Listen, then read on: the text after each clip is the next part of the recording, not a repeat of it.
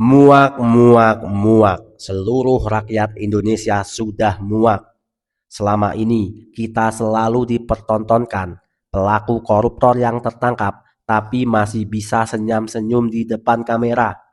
Yang tambah bikin sakit hati, mereka hanya dipenjara beberapa tahun dan setelah keluar mereka masih kaya raya. Tapi kali ini katanya berbeda, teman-teman. Presiden Prabowo memberi sinyal bahaya yang membuat para koruptor ketar-ketir. Katanya RUU perampasan aset akan segera disahkan. Tapi ini beneran atau hanya janji manis? Ya udah, biar lebih paham, yuk kita simak penjelasannya. Tapi jangan lupa subscribe channel ini, Tiang Politik. Wah, ini udah terlalu hancur. Kita berharap kepada Pak Prabowo satu-satunya. Hanya beliau yang punya nyali yang besar, yang berani menghantam raja-raja semua. Ada raja batubara, sapu semua. Raja minyak, sapu. Raja sawit, sapu. Nggak ada yang nggak disapu. Banyak. Sekali lagi, untuk sekian kali lagi saya bicara dari dulu. Hei para koruptor, sadar diri. Langkah tegas Presiden Prabowo yang menginstruksikan pembatasan ruang gerak pelaku kejahatan ekonomi wajib kita acungi jempol. Komitmen pemerintah untuk membersihkan negara ini sudah sangat jelas dan tanpa ampun. Tapi pertanyaannya, kenapa di saat pemerintah sudah tancap gas, di gedung Dewan sana justru terkesan rem dadakan? Kenapa draft RUU perampasan aset yang bisa memiskinkan penjahat uang rakyat ini malah mendadak banyak syarat dan alasan penundaan? Perampasan aset intinya adalah melanggar hak asasi tapi diperbolehkan oleh undang-undang. Maka teman-teman tadi mengatakan bahwa itu dilakukan secara hati-hati, menghormati HAM. Namun demikian, efektivitas pemberantasan kejahatan tidak boleh mengorbankan prinsip-prinsip dari negara hukum, yaitu dari kepastian hukum, menunjung tinggi due process of law, menghormati hak asasi manusia dan juga sebagainya. Di saat jalannya penegakan hukum ini, hak asasi manusia itu tetap harus bisa berimbang, sehingga tidak ada pihak yang dirugikan. Undang-undang perampasan aset ini memang harus penuh kehati-hatian, karena juga harus memperhatikan hak asasi dari manusia. Perampasan aset ini harus, tapi juga kita harus memikirkan bagaimana jangan sampai kita melanggar, menabrak hak asasi manusia. Apakah para oknum di sana sibuk menjaga kepastian hukum atau sibuk mengamankan tabungan masa lalu? Ingat, keadilan tidak akan pernah jatuh dari langit. Ia harus dikawal bersama oleh rakyat yang sadar dan bersatu. Kalau ada yang mau merusak persatuan bangsa ini, lawan tidak. Kalau ada mafia yang mau merongrong bangsa ini, lawan tidak. Ayo Bapak Prabowo, kita lawan mafia. Ayo Bapak Prabowo, kita lawan mafia. Jika Anda juga sudah lelah melihat uang rakyat ditindas oleh oknum-oknum korup dan mafia anggaran, tekan tombol like dan subscribe kanal ini sekarang juga sebagai bentuk dukungan nyata gerakan publik. Bagikan video ini ke grup WhatsApp dan media sosial Anda agar makin banyak mata yang terbuka. Tonton video ini sampai selesai tanpa di-skip dan coba ketik di kolom komentar. Dari kota atau daerah mana Anda menyimak video ini? Mari kita tunjukkan bahwa dari Sabang sampai Merauke, rakyat kecil hadir dan bersatu mengawali RUU ini sampai tuntas. Teman-teman, jika kita ingin melihat seluruh rakyat Indonesia bisa hidup makmur, hanya ada satu cara, yaitu menghilangkan korupsi dari bumi Indonesia. Oleh karena itu, kita sebagai rakyat tidak boleh hanya diam. Kita harus bersatu mendukung disahkannya RUU perampasan aset. Rakyat nyatakan perang melawan koruptor. Teman-teman, silakan tulis dukungan kalian di kolom komentar. Memasuki poin pembahasan pertama, kita perlu melihat realitas yang terjadi di panggung politik saat ini. Visi dan ketegasan pemerintah untuk memiskinkan para penjahat ekonomi negara sebenarnya patut kita acungi jempol. Sinyal perang terhadap praktik korupsi sudah dinyalakan dari kursi tertinggi kepemimpinan. Pemerintah ingin memastikan bahwa setiap rupiah uang rakyat yang dicuri harus kembali ke kas negara tanpa kompromi. Sikap ini adalah angin segar yang sudah lama dinantikan oleh seluruh rakyat Indonesia dari Sabang sampai Merauke. Namun, drama yang sebenarnya justru terjadi di gedung Dewan. Ketika pemerintah sudah bersiap tancap gas demi menyelamatkan keuangan negara, proses pembahasan regulasi perampasan aset di tingkat legislatif justru terkesan sering menemui jalan buntu. Draft aturan yang sangat krusial ini seolah terus diulur-ulur, dilempar ke sana kemari, dan dibiarkan berdebu dalam daftar panjang program legislasi nasional selama bertahun-tahun. Hambatan utama dari tertundanya aturan ini sebenarnya bukan lagi masalah teknis hukum yang rumit, melainkan masalah kemauan politik dari para wakil rakyat yang duduk di kursi kekuasaan. Masyarakat awam tentu berhak merasa curiga dan bertanya-tanya. Setiap kali kamera media menyala, hampir semua pihak tampil percaya diri berpidato menyuarakan anti korupsinya. Namun, begitu masuk ke dalam ruang rapat pembahasan aturan perampasan harta, suasana mendadak berubah menjadi sangat alot. Tiba-tiba saja muncul puluhan syarat, perdebatan pasal yang melingkar-lingkar, hingga berbagai alasan penundaan yang di luar nalar sehat. Sikap ragu-ragu dan alotnya pembahasan ini menjadi cermin besar bagi kita semua. Apakah para oknum di sana benar-benar sedang memperjuangkan kepastian hukum demi rakyat, atau jangan-jangan mereka sedang sibuk menyelamatkan diri sendiri? Ketakutan paling besar dari kelompok ini sebenarnya bermula ketika muncul wacana bahwa aturan perampasan aset ini bisa melacak dan menyita harta hasil kejahatan di masa lalu. Bagi mereka yang merasa pernah menimbun kekayaan secara tidak wajar dari proyek-proyek masa lalu, hadirnya aturan baru ini tentu menjadi mimpi buruk yang siap menghancurkan kenyamanan hidup mereka. Rakyat kecil sudah sangat jenuh disuguhi janji manis dan panggung drama politik. Kita tidak butuh lagi sekedar retorika atau pidato berapi-api di depan media. Yang rakyat butuhkan adalah keberanian nyata dari para pembuat undang-undang untuk mengetuk palu pengesahan tanpa memangkas pasal-pasal kunci di dalamnya. Pengesahan aturan perampasan aset ini adalah ujian sejarah yang paling nyata. Dari sinilah kita bisa menilai secara objektif siapa pemimpin dan wakil rakyat yang benar-benar berdiri bersama rakyat kecil dan siapa oknum yang diam-diam justru menjadi pelindung bagi para penikmat uang haram. Ya. Buat Bapak Ibu yang terhormat yang biasa mainin anggaran rakyat, hati-hati. Cepatlah bertaubat daripada engkau menyesal. Ketegasan Presiden Prabowo dalam memberantas pejabat korup tidak pernah pandang bulu. Berani coba-coba korupsi, maka siap-siap jadi gembel. Setuju teman-teman? Coba tulis opini tajam kalian di kolom komentar. Setelah melihat bagaimana alotnya proses politik di tingkat pembuat kebijakan, mari kita bedah apa sebenarnya isi dari aturan ini yang membuat banyak pihak merasa cemas dan tidak tenang. Selama bertahun-tahun, masyarakat Indonesia sering disuguhi pemandangan yang sangat melukai rasa keadilan. Kita sering melihat para tersangka kasus korupsi berjalan keluar dari gedung pemeriksaan dengan mengumbar senyum lebar, seolah-olah tidak terjadi masalah besar dalam hidup mereka. Mengapa mereka bisa sesantai itu padahal sudah ditetapkan sebagai tersangka penjahat keuangan negara? Jawabannya sangat sederhana. Karena sistem hukum konvensional kita selama ini hanya berfokus pada hukuman fisik atau penahanan raga semata.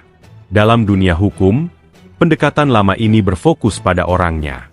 Seorang pelaku kejahatan keuangan mungkin divonis hukuman penjara selama beberapa tahun. Namun, setelah menjalani masa tahanan yang seringkali masih dipotong oleh berbagai remisi atau pengurangan hukuman, mereka bisa melenggang bebas kembali ke tengah masyarakat. Yang paling menyakitkan bagi rakyat kecil adalah, ketika mereka keluar dari lembaga pemasyarakatan, seluruh harta kekayaan hasil kejahatan yang sudah mereka sembunyikan selama bertahun-tahun masih utuh dan tetap bisa dinikmati bersama keluarga hingga anak cucu mereka. Bagi para pelaku kejahatan kelas atas yang berpikir sangat rasional dan hitung-hitungan, masa hukuman penjara beberapa tahun itu seringkali dianggap hanya sebagai biaya operasional atau risiko bisnis yang terukur. Mereka rela mengorbankan waktu beberapa tahun hidup di dalam sel, yang terkadang fasilitasnya masih bisa diatur, demi mengamankan kekayaan bernilai puluhan atau bahkan ratusan miliar rupiah. Ini adalah celah hukum besar yang membuat praktik penyalahgunaan uang rakyat tidak pernah benar-benar habis di negeri ini. Disinilah letak perbedaan mendasar yang ditawarkan oleh mekanisme perampasan aset. Pendekatan baru ini berfokus langsung pada bendanya atau objek hartanya, bukan lagi sekadar mengejar raga si pelaku. Melalui konsep ini, fokus utama aparat penegak hukum adalah melacak, membekukan, dan mengambil kembali setiap sen kekayaan yang diduga kuat lahir dari rahim kejahatan keuangan. Hukum tidak lagi dipusingkan oleh berbagai perdebatan yang mengulur waktu hanya untuk mengurung fisik si pelaku, melainkan langsung menyasar pada jantung kekuatan mereka, yaitu kapasitas finansialnya. Mari kita bayangkan logika sederhananya agar mudah dipahami oleh masyarakat awam. Jika ada seseorang yang mencuri sepeda motor milik Anda beberapa tahun lalu polisi baru berhasil menemukan keberadaan motor tersebut hari ini di rumah si pencuri, Apakah si pencuri bisa menolak mengembalikan motor itu dengan alasan kejadian mencurinya sudah lama berlalu? Tentu saja argumen seperti itu sangat tidak masuk akal. Sepeda motor itu sejak awal memang bukan hak milik si pencuri.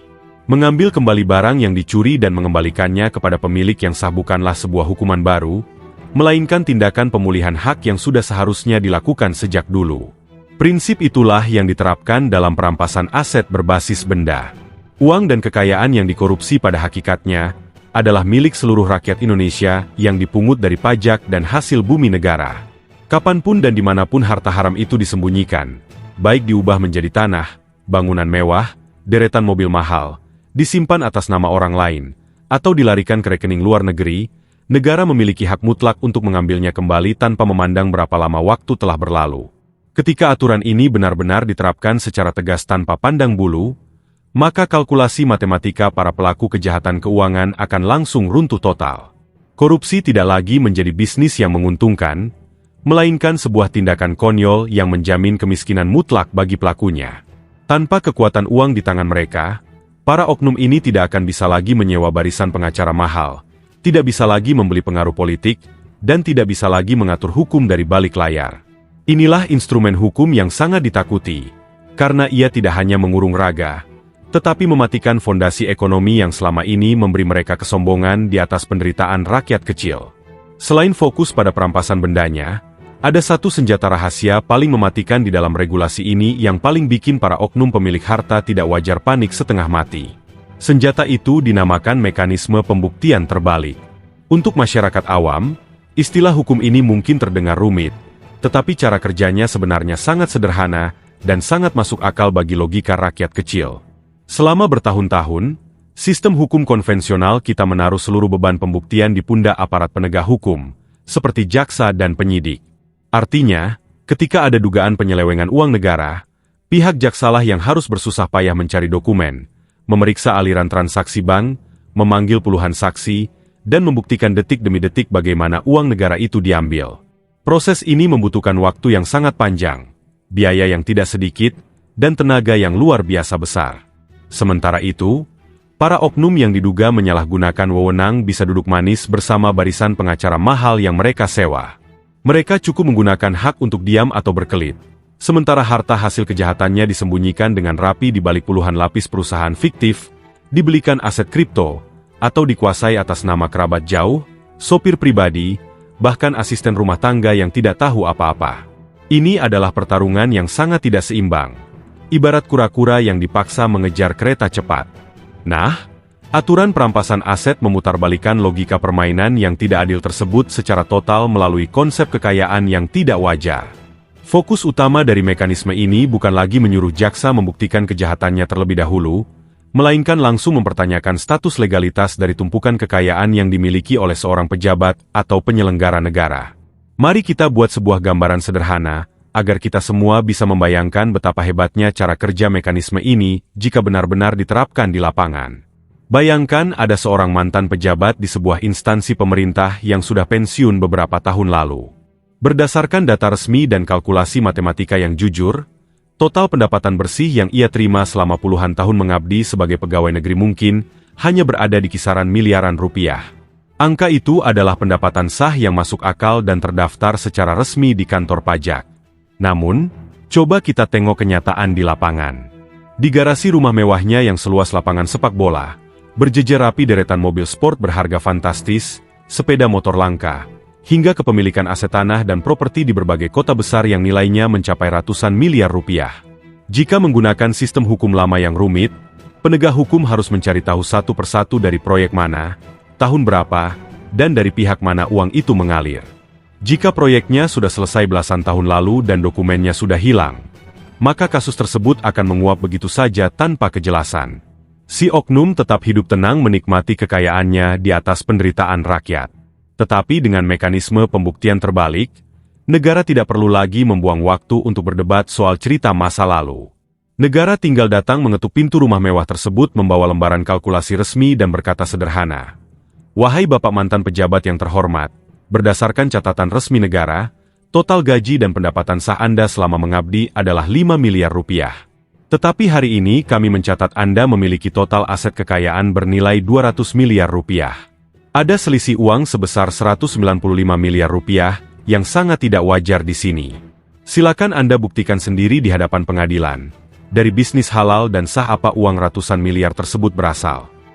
Negara memberikan batas waktu yang jelas, misalnya 30 hari. Jika si pemilik aset mampu menunjukkan bukti transaksi bisnis yang sah, laporan pajak yang jujur, atau dokumen warisan yang legal, maka negara akan meminta maaf dan seluruh asetnya dikembalikan tanpa kurang 1 sen pun. Hak milik pribadinya tetap dilindungi secara terhormat oleh undang-undang.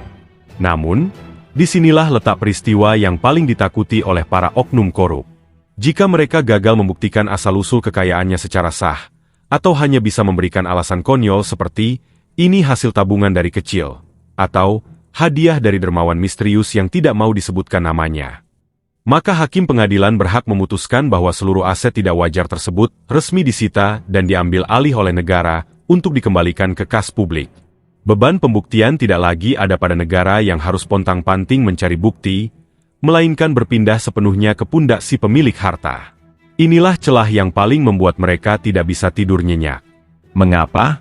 Karena mereka tahu persis bahwa uang haram yang didapatkan dari hasil menindas hak rakyat tidak akan pernah bisa dibuatkan dokumen legalitasnya yang sah.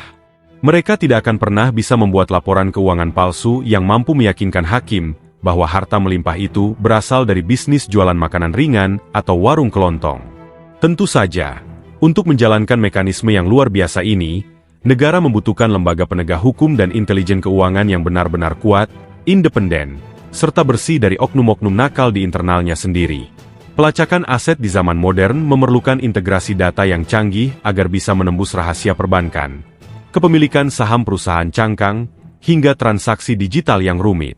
Namun, jika niat politik dan keberanian pimpinan negara sudah bulat, seluruh tantangan teknis itu bukanlah hal yang mustahil untuk ditaklukkan. Rakyat dari ujung barat sampai ujung timur Indonesia akan terus berdiri rapat mengawal proses ini. Kita tidak akan berhenti bersuara sampai aturan ini benar-benar disahkan tanpa ada pasal yang dilemahkan, agar uang milik rakyat bisa kembali digunakan untuk membangun sekolah, fasilitas kesehatan, dan jalan-jalan di pelosok daerah, bukan berakhir di dompet para pengkhianat ekonomi bangsa. Di tengah kejenuhan dan rasa lelah kita menyaksikan berbagai kasus penyelewengan uang negara yang seolah tiada habisnya, masih ada satu hal yang tidak boleh mati di dalam dada kita sebagai rakyat kecil, rasa percaya dan harapan. Seringkali kita merasa skeptis dan bertanya-tanya, apakah masih ada pejabat yang benar-benar bersih di negeri ini? Apakah masih ada pemimpin yang rela memasang badannya, mempertaruhkan jabatan, dan mengorbankan kenyamanannya demi membela hak-hak rakyat yang ditindas? Jawabannya adalah masih ada. Di antara riuk-pikuk lorong kekuasaan yang rumit, kita meyakini masih ada individu-individu berintegritas tinggi, para pemimpin dan wakil rakyat yang nuraninya tidak bisa dibeli dengan tumpukan uang haram, dan hatinya selalu terikat pada penderitaan rakyat kecil di pelosok negeri. Harapan terbesar kami sebagai rakyat yang sabar mengolah tanah, berkerat keringat di jalanan, dan mengabdi untuk keluarga adalah melihat para pemimpin bersih ini diberikan keberanian ekstra untuk menuntaskan perjuangan sejarah. Kami menaruh tumpuan cita-cita ini di pundak Bapak dan Ibu sekalian. Tolong dengarkan suara hati nurani dari rakyat bawah yang sudah terlalu lama merindukan keadilan substantif. Pengesahan Undang-Undang Perampasan Aset bukan sekadar urusan ketok palu di ruang sidang ber-AC, melainkan sebuah pertaruhan masa depan bagi jutaan anak-anak bangsa yang mendambakan pendidikan layak, jalan beraspal tanpa lubang, dan fasilitas kesehatan yang memanusiakan manusia. Kami bermimpi tentang sebuah hari di mana Indonesia benar-benar berdiri tegak, merdeka, dan bebas dari cengkeraman kejahatan keuangan. Sebuah masa di mana uang pajak yang kami bayarkan dari sisa-sisa gaji yang tak seberapa benar-benar kembali menjadi kesejahteraan yang bisa dimakan, dirasakan, dan dinikmati oleh seluruh anak bangsa dari Sabang sampai Merauke. Ketika aturan perampasan aset ini resmi berlaku dan ditindaklanjuti secara konsisten tanpa pandang bulu, kita bukan saja sedang menghukum para penjahat ekonomi, melainkan sedang mewariskan sebuah peradaban hukum yang bersih, jujur, dan bermartabat untuk generasi penerus kita kelak. Oleh karena itu, dari lubuk hati yang paling dalam, mari kita panjatkan doa terbaik untuk para pemimpin, pejabat, dan penegak hukum yang hari ini masih konsisten menjaga benteng integritas mereka. Ya Tuhan yang Maha Kuasa, lindungilah para pemimpin kami yang jujur dan berani. Berikanlah mereka kesehatan raga yang paripurna, kekuatan jiwa yang tak tergoyahkan, serta keteguhan hati dalam menghadapi segala bentuk tekanan, godaan, dan ancaman dari para oknum yang ingin merusak negeri ini. Jauhkanlah mereka dari mara bahaya, peliharalah niat murni di dalam dada mereka, dan kuatkan langkah kaki mereka ketika harus melangkah sendirian menerobos dinding-dinding kepentingan yang tebal. Semoga setiap keringat, pikiran, dan keberanian yang mereka curahkan untuk membela rakyat kecil dicatat sebagai amal kebaikan yang melimpah dan dikenang dalam tinta emas sejarah bangsa. Untuk kita semua, seluruh rakyat Indonesia yang menyimak pesan ini, mari kita rapatkan barisan. Perjuangan melawan praktik korupsi dan kesewenang-wenangan tidak bisa dibiarkan menjadi beban para pemimpin bersih itu seorang diri. Keberanian mereka di atas sana membutuhkan benteng pertahanan yang kokoh dari bawah, yaitu persatuan dan pengawasan ketat dari seluruh elemen masyarakat. Suara rakyat adalah suara kebenaran. Jangan pernah biarkan api kepedulian ini padam. Jangan pernah biarkan perhatian kita dialihkan oleh isu-isu tak berguna. Dan jangan pernah merasa kecil hati hanya karena kita bukan siapa-siapa di panggung politik.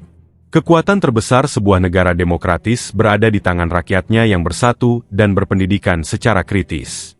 Mari kita kawal terus proses legislasi ini setiap harinya. Tunjukkan bahwa dimanapun kita berada, baik di pelosok desa maupun di pusat kota, mata rakyat kecil selalu terbuka lebar memperhatikan gerak-gerik para pembuat kebijakan. Ketika kita tetap bersatu, menyuarakan kebenaran secara santun namun tajam, dan terus mendampingi para pemimpin kita yang bersih, maka tidak ada lagi celah bagi para mafia dan oknum korup untuk bergerak bebas. Mari kita jaga persatuan ini, kita kawal pimpinan bersih kita sampai tuntas, dan kita sambut fajar baru Indonesia yang bersih, adil, makmur, dan sejahtera untuk kita semua. Ya, teman-teman, terima kasih masih bersama Tiang Politik. Teman-teman, setelah kita menyimak penjelasan yang panjang tadi, gimana tanggapannya? Teman-teman boleh menulis opini dan pendapat kalian di kolom komentar. Tapi ingat teman-teman, jangan pernah mencaci maki siapapun. Gunakan bahasa yang baik, kita tunjukkan bahwa bangsa Indonesia adalah bangsa yang cerdas. Teman-teman, mari kita beropini, kita ngobrol santai saja. Bayangkan kalau ada tetangga kita yang selama bertahun-tahun kerjaannya cuma jualan es teh di depan rumah, tapi tiba-tiba dia bisa beli mobil mewah yang banyak, beli tanah di mana-mana, dan mampu bikin rumah seperti istana. Logika sehat orang kampung pasti langsung mikir gini teman-teman, ini uangnya dari mana? Gak masuk akal kalau cuma dari jualan es teh. Malahan terkadang kalau di desa ada isu pasti orang ini pesugihan, pasti orang ini ngingu tuyul, memelihara tuyul, seperti itulah. Nah, selama bertahun-tahun di negara kita ini teman-teman, kalau ada pejabat atau orang berkuasa yang mendadak kaya raya dari hasil korupsi, polisi atau jaksa setengah mati harus membuktikan satu persatu berkas kejahatannya. Kalau berkasnya sudah hilang, kejadiannya sudah berpuluh-puluh tahun, lalu saksinya juga sudah lupa, si koruptor bisa bebas sambil senyum-senyum. Lebih parah lagi teman-teman, kalaupun mereka di penjara cuma 2 atau 3 tahun, pas keluar mereka tetap bisa hidup mewah kaya raya karena uang hasil rampokannya masih aman tersimpan. Penjara cuma kayak tempat mereka istirahat. Itulah teman-teman, kenapa pembahasan RUU perampasan aset ini sebenarnya jadi angin segar yang sangat dinanti oleh seluruh rakyat Indonesia. Teman-teman, ada beberapa poin penting yang bikin aturan ini sangat adil kalau betul-betul dijalankan. Yang pertama, pembuktian terbalik. Selama ini negara kita teman-teman sangat repot membuktikan kesalahan koruptor. Lewat aturan baru ini, logikanya dibalik. Si pejabat yang kaya raya itu wajib membuktikan dari mana hartanya berasal. Kalau dia punya rumah seharga miliaran, padahal gajinya cuma jutaan, negara tinggal panggil dan menyuruh pejabat itu membuktikan dalam 1 bulan apakah uangnya halal atau haram. Kalau dia tidak bisa membuktikan dari mana dia memiliki harta sebanyak itu, maka semua harta dan asetnya akan disita dan diambil oleh negara. Gak perlu drama lagi, gak perlu sidang berbelit-belit yang memakan waktu bertahun-tahun. Teman-teman, lalu poin yang kedua, perampasan harta tanpa pandang waktu. Banyak elit politik ketakutan kalau undang-undang ini bisa menyasar harta hasil korupsi masa lalu. Kalau orang bilang, lah emangnya kenapa kalau berlaku mundur? Pencurian ya pencurian teman-teman. Barang hasil curian mau dicuri 10 tahun atau kemarin sore tetap bukan milik si pencuri. Mengambil kembali uang rakyat yang dicuri puluhan tahun lalu itu bukan bentuk penyiksaan, melainkan mengembalikan barang kepada pemilik aslinya, yaitu negara dan rakyat. Lalu teman-teman, memiskinkan koruptor sampai ke akar-akarnya. Orang-orang jahat ini tidak pernah takut pada penjara teman-teman, tapi mereka sangat takut kalau jadi miskin.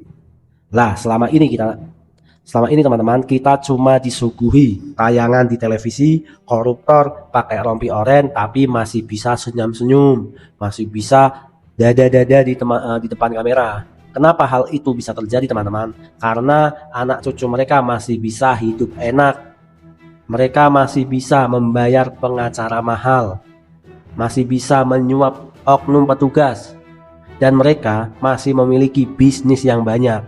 Jadi mereka bisa hidup nyaman walaupun pelakunya di penjara. Dan katanya teman-teman, di penjara pun bisa merubah sel menjadi kamar mewah. Oleh karena itu, mereka harus dimiskinkan total agar mereka tidak memiliki kekuatan finansial lagi teman-teman. Karena jika mereka memiliki kekuatan finansial, mereka akan menggunakan hal-hal licik untuk melawan hukum negara.